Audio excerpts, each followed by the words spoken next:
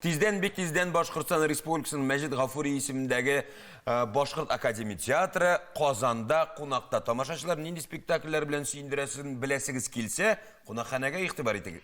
Шул уңайдан бездә кунакта Башкортстанның халык артисты Алмаз Әмиров. Сізді сәлемлейбіз, хош келдігіз. Алмаз әфәнде, хаумығы. Дұрыс яңғырады ма? Дұрыс. Башқұртстан киеві боларақ, шулай еселешіге рұқсат етіңіз. 2 күніліккені бүтін дүния халықара театр күні болды. Сізні өткен театр Милпомена күні білән, шын көңілден тәбірік етеміз. Хәм Уфада әлігі театр күні неше өте? Шуны білесі келе?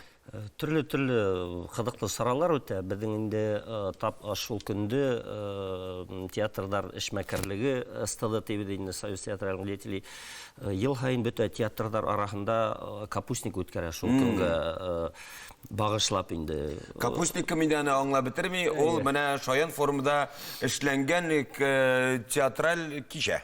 Солай, әрбір театр өденің кімдің немелдір әйт алмаған, кімдің нендедір ойын алмаған рольдарын деп шайарады дейінде.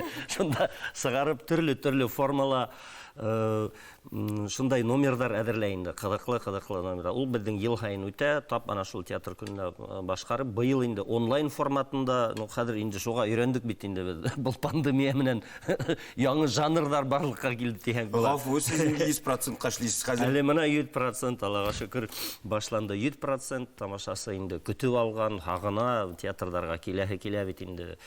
Әміне ойналмаған роль дейдігіз, 30 ел ішшенлік уақытында роллер бик көп, аларыны сонап тұру орынсыз болыр. Әміне шулар арасында әлі ойналмаған роль бар ма?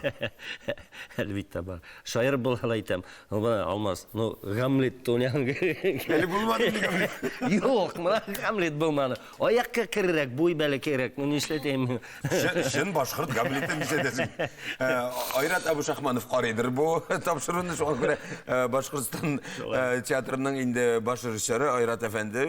Міне сізге бір тілек. Бана заявка. Татарстанға келіп, өші заявканы беріге керек. Біздің Искендер Ричардны Оренбургтан алып қайтты Хайруллин.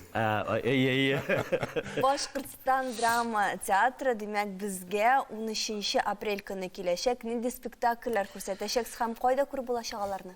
Әлбетті, біздің орын біргені, біздің достарыбыз Камал театры енді. Татар Академия драма театры, Камал театры, біттік ұшы площадкалығына, тап ұшы залдағына гіл башқарабы. Чөнки біздің дуслық енді мұна бик көптен бара, бик көптен тап ұшындағына. Бір 7 спектакль алып келебеді. Әлбетте біздің классик болған Мұстай Каримдің Қыдурлау спектаклі һәм шулай ук тамашасылар енді яратып, өздері құрап алған Бәхет хақы спектаклі онда Фидан ағай, Нурия Ирсаева, Фидан Гафаров оларды күтіп алалар бетін Қазан тамашасы нық ярата оларды. Шулай ук яңы премьера алып келебед. Шулай ук біздің легендар Шаймұратов генерал енді, ерда бар бетінде, нихаят бұйыл алдан бар Шаймұратов генерал. Оның тұрағында сыққан, зор ғана болмаған бәлеке залда болған спектакль. Нихаят ол Советтар Союзы геройы медалі алды бұйыл зор әшіне. Штағы нәмәлер біздің Хүйерка спектаклі Туфан ағай Миңнуллиндің, сөңке біз ол драматургті біз, өздің драматург деп таханай біз енді, сөңке ол екі республикаға яратып қойылған драматург Хүйерка спектаклі. Шулай ук һәм тағыла тамашасылар яратып қараған Зүлейха көздерін аса, һәм бәлекей залда біздің Крашенинников Башқұрт қыды турасында ядылған әлекі романы бойынша инсценировка эшләнгән Амелия спектаклі инде. Онда режиссер Айрат Абша һәм Алина Мустаева. Ул инде біздің Алина күбрәк хәрәкәттәр менән балетмейстер буларак, режиссер балетмейстер буларак шундай кызыклы эксперименталь спектакль. Чагыштырсак, менә сез бит инде Казанга да еш киләсез. Казан белән Уфа тамашачысы аерыламы? Теге әйтәләр бит, Ситирдә барыбер яхшырак булып каялакта күренә. Казанга килеп кайтып, Өфөгә кайткас, Казан тамашасыһын мына мин нык яратам. Олар шул тиктен башкорт театрын яраталар бында. Без инде мына 30 ел тирәһе мин театрда эшләйм бит инде. Һәр вакыт шул тиклем тулкынланып киләбез Казанга һәм безнең гастрольләр гөрләп үтә тиһәктә була. Чөнки шул тиклем тамашасы безне ярата. Рәхәтләнеп, нимәле уйный хакта, ул барыбер кабул итә. Адаш абый, һине кайгы спектакльләрдә күреп булсак. Тап минеме. Кызурлауда һәм Амелияла һәм Зөлейха Күлдәренаса спектакль. Сезне әле режиссурда да инде үзенең адымнарын ясаган артист буларак беләбез. Бу яктан өметләр һәм гомумән бу өлкә белән шөгыльләнү теләге бармы?